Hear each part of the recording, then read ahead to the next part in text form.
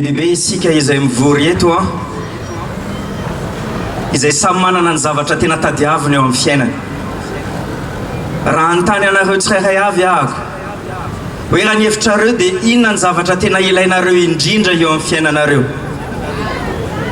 Raha antany anareo aho hoe inona ny zavatra ilain'ny olombelona indrindra dia mety samy anana ny valiny. Mety misy sasany aminareo eny koa avy ato ny teny hoe vola aman-karena. Misy ny teny hoe mbo hanana fiadanana eo amin'ny fiainana, mbo hanana fanantenana fa tsy ohatry izao foana ity fiainana ity. Ary marina daholo izany fa mety ilain'ny olombelona daholo izany zavatra rehetra izany. Fa misy zavatra anankiray tokana no tena ilain'ny olombelona indrindra eo amin'ny fiainana, dia ny fihavanana amin'Andriamanitra, ny famelan-keloka, ny fialany amin'ny mahafahavalo an'Andriamanitra azy ka mahatonga azy ho lasa ankohonan'Andriamanitra. Zany no tena ilain'ny olombelona indrindra. Mety betsaka ireo izay teny aminao fa tsy izay ny tena ilainao. Mety misy ireo izay mpanantenanao fahasambarana ty atany, fa fahasambarana ty atany na fahasambarana aza dia fahasambarana izay tsy haharitra. Fa rehefa ho tonga amin'ny fahafatesana ka hanatrika an'ilay mpamorona anao ianao, hanatrika an'Andriamanitra, dia ny ilainao indrindra amin'izany fotoana izany dia famelan-keloka. Kanefa zao ny olana, izany famelan-keloka izany dia tsy misy zavatra izay afaka azonao atao mba hahazoana izany. Tsy misy na hanandrana ianao ny andeha any am-piangonana isan-kalady, hanandrana ianao ny hivavaka, hanandrana ianao ny anao asa soa, hanandrana ianao no mba hoe olo-kendry, olom-banina, fa tsisy dikan'izany rehetra izany. Fomba tokana ihany ny azonao famelan-keloka. Fomba tokana ihany no azonao an'izany fampihavanana amin'Andriamanitra izay ilainao indrindra izany. Andao isika hanokatra ny tenin'Andriamanitra izay milaza antsika ilay fomba izay ahafahanao mahazo an'izany. Ho anareo izay mitondra baiboly, sokafy eo amin'ny Toriteny 𝗙𝗶𝗿. Toriteny 𝗙𝗶𝗿, ny andiny 7 ka hatramin'ny 120 ny andeha ho vakiantsika ny amin'izany. Ho anareo izay mahita ny amin'ilay tora-jiro ato afara koa dia afaka manaraka eo ihany koa, fa raha zany dia afaka miaino ihany koa ianao. Teny izy eto hoe fa izany rehetra izany dia avy amin'Andriamanitra izay nampihavana antsika tamin'ny alalan'i Kristy sady nanome anay ny fanompona fampihavanana. Dia izao, Andriamanitra ao amin'ny Kristy no nampihavana izao tontolo izao taminy ka tsy nanisa ny fahadisoana, ary efa napetrany aminay ny teny fampihavanana, koa dia iraka solon'ny Kristy izahay.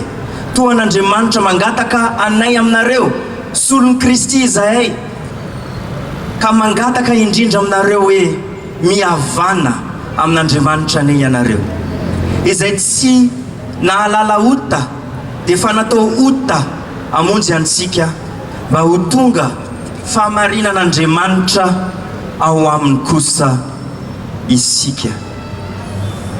Zavatra telo no tsindriny zany andalana soratra masina izany momba n'ilay famelan-keloka, momba n'ilay fihavanana amin'Andriamanitra izay ilain'ny olombelona indrindra. Ny voalohany no lazainy teo dia hoe avy amin'Andriamanitra izany. Isika no nikomy, isika no niala tamin'Andriamanitra, isika no nandahazy, isika no nanao izay tiantsika, isika no nankahala azy, dia avy eo indray tsika nitaraina no nivokatra. No nivokatra izany dia niditra ny fahotana sy ny vokany, dia miditra zany fahotana zany dia nanapotika ny zavatra rehetra. Nanapotika anao, nanapotika ny fifandraisanao amin'ny olona, nanapotika ny fisainanao, nanapotika ny zavaboary rehetra ka lasa sarotra na dia ny miaina ny amin'ity tany ity. Kanefa na dia izany aza nataon'ny olombelona dia Andriamanitra no mbola nidina, nitady sy namonjy ny very. Andriamanitra mbola niditra an-tsehatra nanome an'ilay vahaolana, amin'ilay olana izay tsy voavahantsika mihitsy ny amin'ny herintsika manokana, tsy misy azontsika atao, tsy misy asa tsara zay azonao atao, tsy misy fiankinanao amin'ny razana na dadabenao amin'ny renibenao amin'iza zay ahafahanao mavita n'izany fihavanana amin'Andriamanitra izany, fa avy amin'Andriamanitra izany. Hoy ny ten'Andriamanitra eo amin'ny 9:20. Avy amin'Andriamanitra ary avy amin'Andriamanitra irery ihany. Zany natonga tamin'ity rindran-kira ity ny momba an'Andriamanitra nalefa voalohany.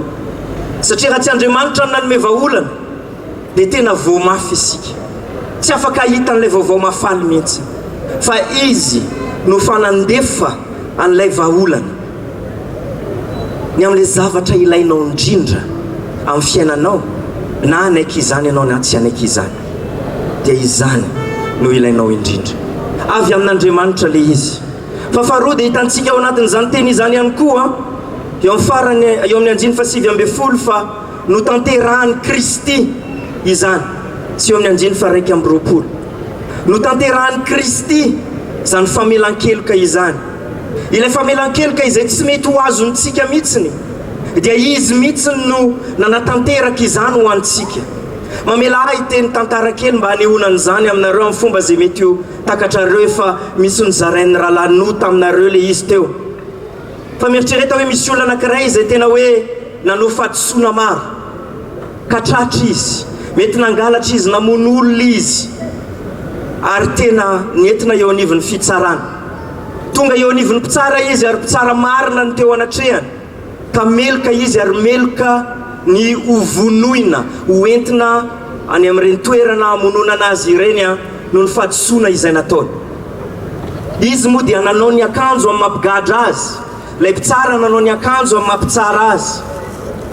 Kanefa rehefa tonga, rehefa nientona iny gadra iny, nientina any amin'ilay toerana izay andeha hamonona anazy, dia niazakazaka avitan'ilay mpitsara,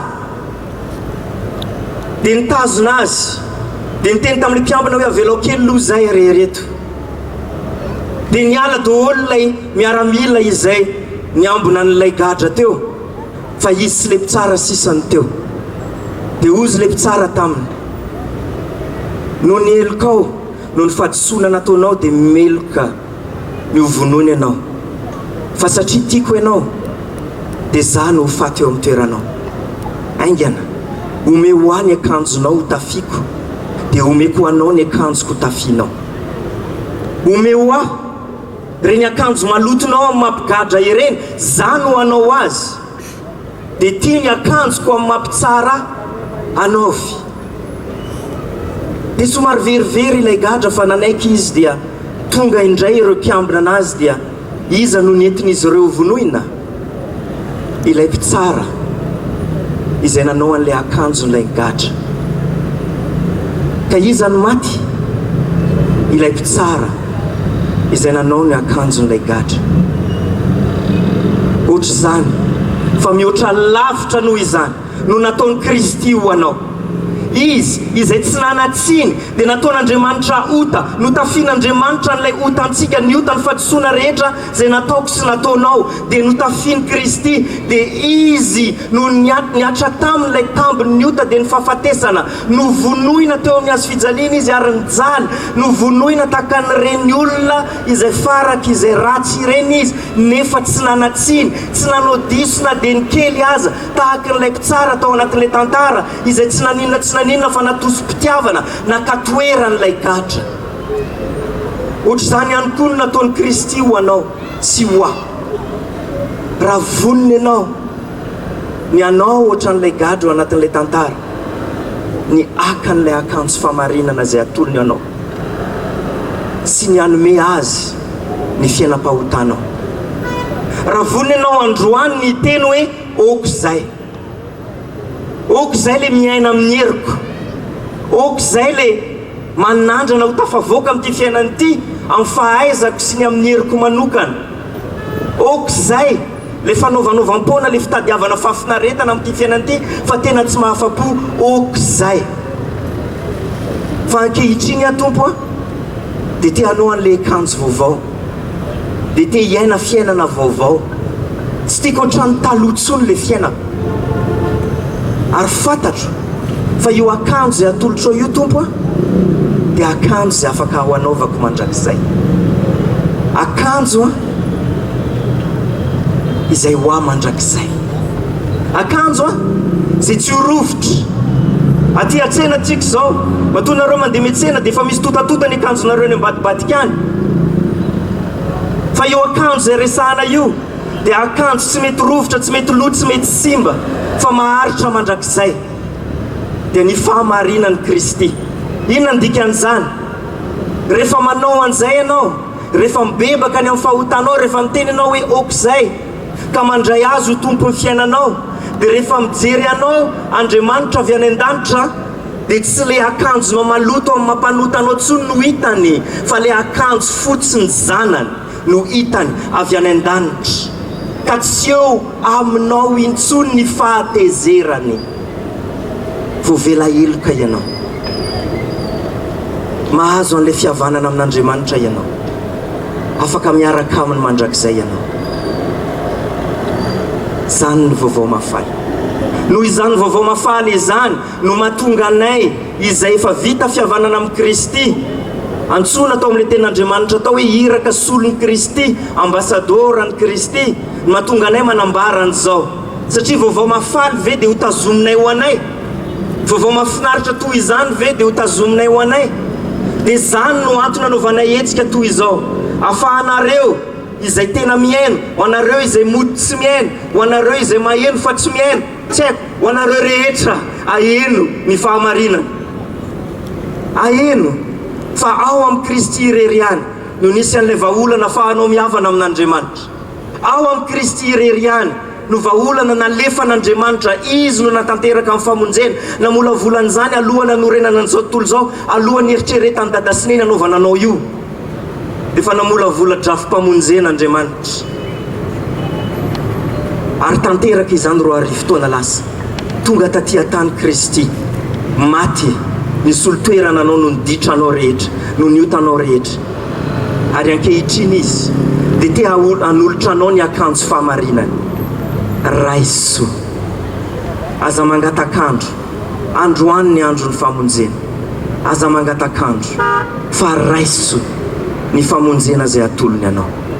Raha misy aminareo ny te hiresaka manokana momba an'izany, manantona ny ray aminay manao an'ity akanjo tsy haiko loatra ny lokon'ity manga 𝗛𝗸𝗏 tsy tapa-kevitra ty, na manao akanjo fotsy misy soratra hoe iray, manantona ny ray aminay fa tena vonina izahay ny teny aminareo, fa tena manova fiainana marina io Jesosy io, tena manova fiainana marina le mitafin'le akanjon'ny fahamarinana. Misy fiadanana sy fifaliana izay tsy fantatrao ankehitriny, fa mety ho anao, atolotra ho anao. Ka dia mivavaka ho any maro aminareo no handray an'izany fanapa-kevitra izany, niala amin'ilay fiainan'ny fahotany, ny anala n'ilay akanjo ny fahalotony ka nolotra an'izany an'i Jesosy, ka hitafy an'ilay akanjo fahamarinana zay atolotra Jesosy. Amen.